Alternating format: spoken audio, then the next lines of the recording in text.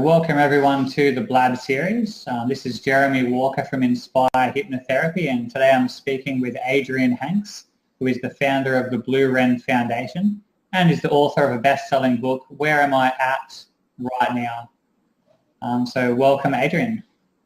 Lovely to be here with you, Jeremy.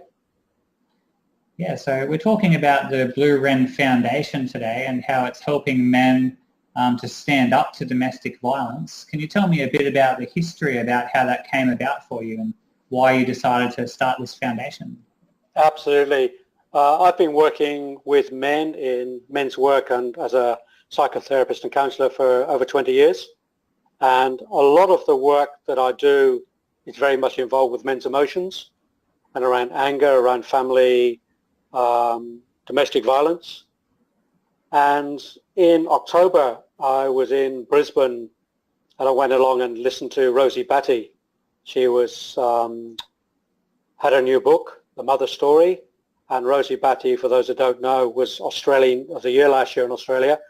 Her son was killed by his father, her ex-partner. And Rosie became a great ambassador for stopping domestic violence in Australia. And hearing her speak and reading the book led me to make the commitment to step more fully into working with men in light of stopping family and domestic violence. And I then decided to start the work, and the story being that a couple of days later I was talking with a friend and a client around about starting the work, and we're talking about the Blue Wren, and it became the name of the foundation. And I won't tell the story right now, but if people want to know that, they can certainly go to the website and read about the story. So the foundation was started only 6 months ago, and we have two definite angles to the work, Jeremy. One is that we work with domestic violence per se, with men who are perpetrator. It's not a huge word I'm keen on, but it's the word that we use, of men who've perpetrated. Someone who currently has a challenge with controlling their anger or is doing things they'd rather not be doing right now. Yeah, and look, it's not always about the physical side either, Jeremy. It's the emotional abuse, the physical abuse, sexual abuse, financial abuse, control issues. In many ways, it's not just about the physical side of things. Yes. And the other side of the work that we're very much keen on doing is not so much per se about family and domestic violence as a topic where men have to relate to that, but what we do is we work with relationship education, and we work with men to help them to have a better relationship, which then in essence stops any further family and domestic violence occurring. So it's a prevention measure, and we're just being clear about, we have programs for, if you like, the perpetrator, for the men that want to come and learn some skills to undo and to get on top of what they're doing. But we also have the other side of the relationship programs, where it's for men who may not be aware that they've stepped into it, or perhaps are not even in that space, but want to prevent it happening in the future. So it sounds like a really positive and a proactive way to go about it, getting people who may have some issues going on, or maybe people who just want to be a more empowered man or a person in the community. Absolutely. So we say to men, this is for all men. We have a great belief, and certainly I have a great belief, that at some time, either in the past, in the present, or at some point in the future, we as men will step over that line, and we will lose ourselves, and we will put ourselves in the position of violating our partner. That can be very subtle, it can be not so subtle. But I believe at some point, all men will overstep that line. So we call the programs a line in the sand. Yes. And we work with men so they can ascertain what their individual personal line in the sand is for themselves. And we do that through a self-evaluation process over 2 days with some emotional release work, etc. And the men really get a sense of where they're at in that line of the sand, and then they can take the skills and they can reduce and slow down and even stop themselves stepping over that line of the sand as frequently. Yeah. So it sounds like it's going to give men a really clear line where this is how to behave, and if I'm not going to behave like that, I need to do something else differently to make sure they don't cross that specific line. Yeah, and look, a lot of men that we speak to say, I don't have an issue with my relationship, with my behaviour, with family and domestic violence per se. So we give them a little bit of a test or a little bit of a taste and say, well, perhaps in some situation, and one of the most common ones we love to use is when a man is driving the car. Because most men that I talk to say, yes, I'm a great driver. And we say to the men, do you feel you're a better driver than your partner? And in most cases, the men will say yes, because there's a masculine thing about, being in control of being the driver.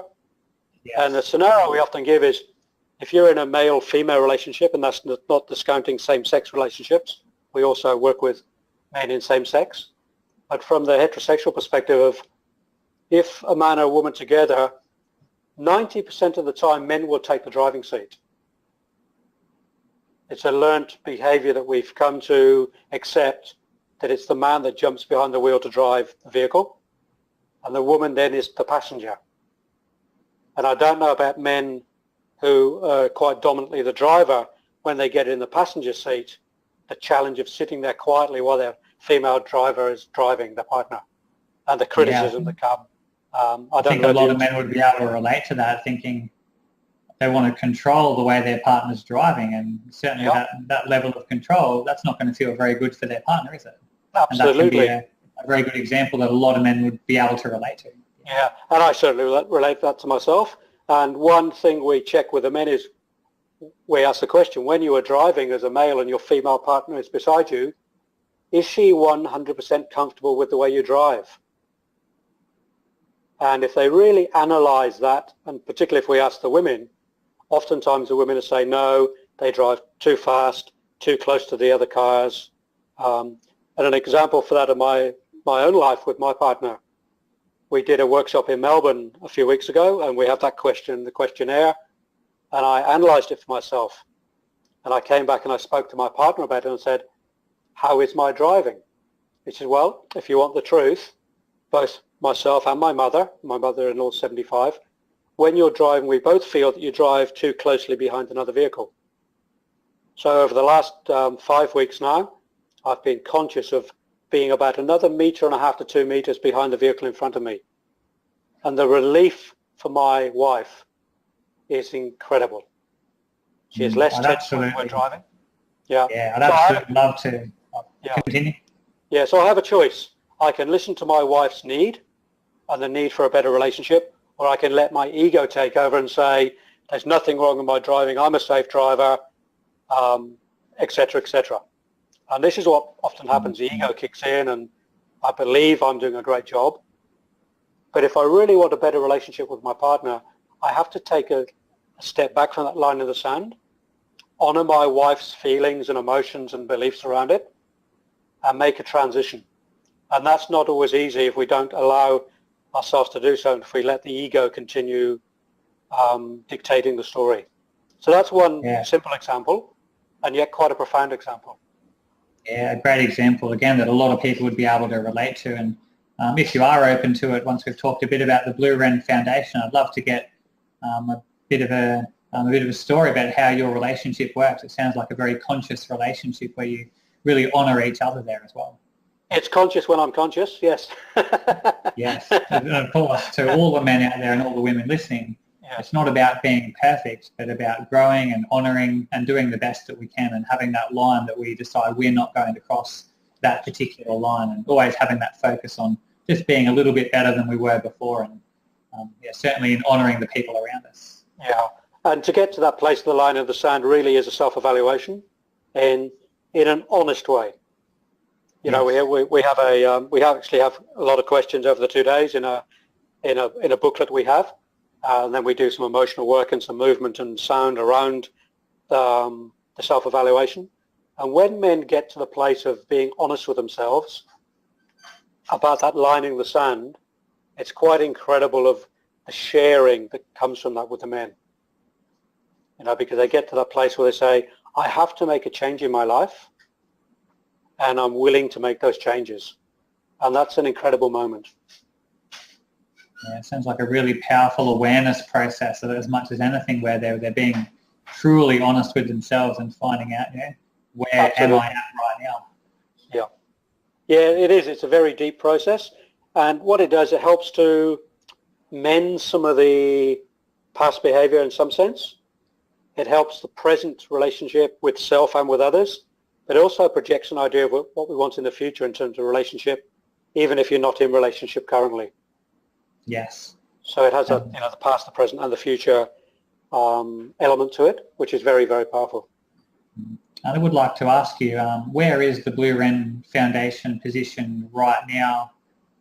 Where is the Blue Wren Foundation? How is that operating right now? Thank you. Great question.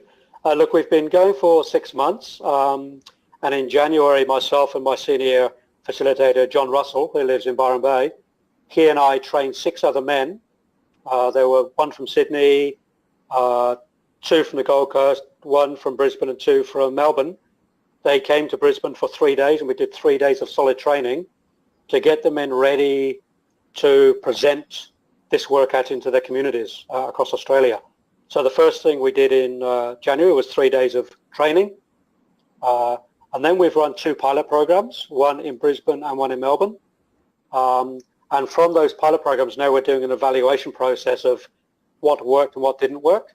And now we have 2 more workshops coming up next month. We have 1 in Sydney and 1 in Byron Bay. So we're now in the post pilot program stage, and we're now actually delivering the programs out into the community proper. Mm-hmm.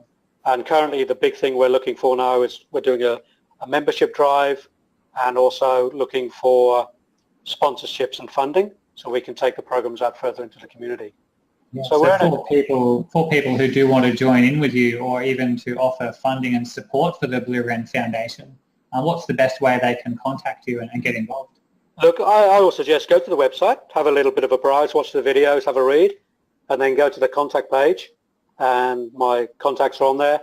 Also, they can phone me or email me, but all the contacts are there on the website. And I think It's a good place to start. It gives people a good sense of what we're doing, what we're about. And can you remind us again what that Blue Wren Foundation, what is that address? Yeah, so it's www.bluewrenfoundation.com. Perfect. Great. Yeah, so very, very simple to, bluewrenfoundation.com. So there's some great videos.